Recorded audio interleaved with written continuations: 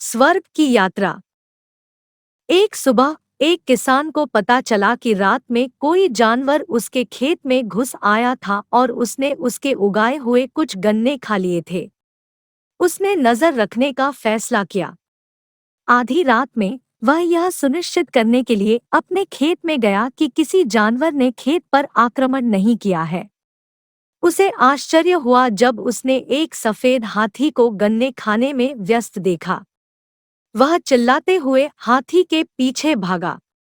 हाथी ने भागने की कोशिश की। किसान ने उसकी पूंछ पकड़ ली।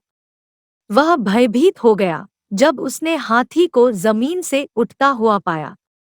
जंबो उड़ रहा था।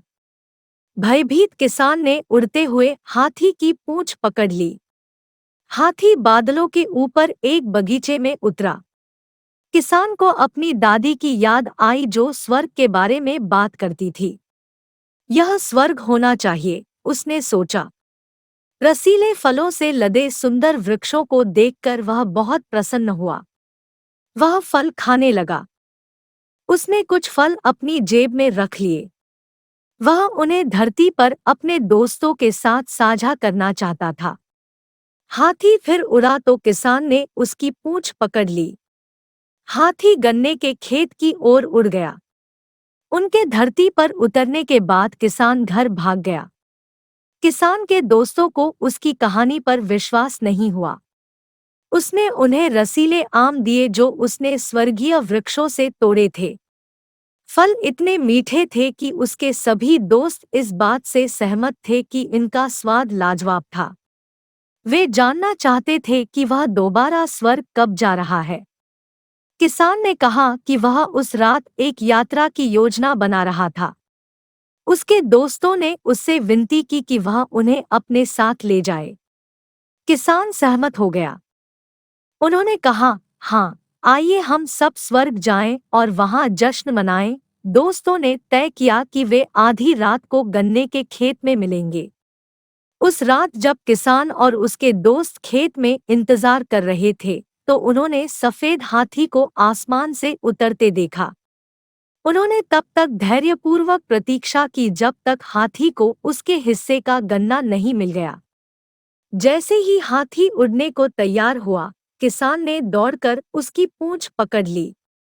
जैसे ही हाथी उठा, दोस्तों में से एक ने दौड़कर किसान के पैर पकड़ लिए।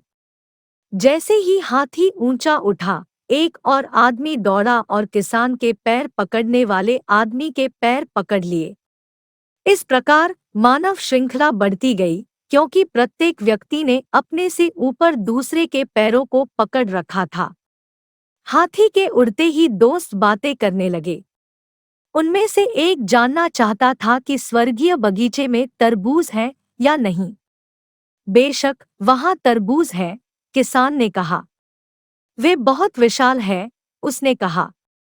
कितने बड़े हैं? मित्र ने पूछा। इतना बड़ा, किसान ने अपने हाथों से प्रदर्शन करते हुए कहा।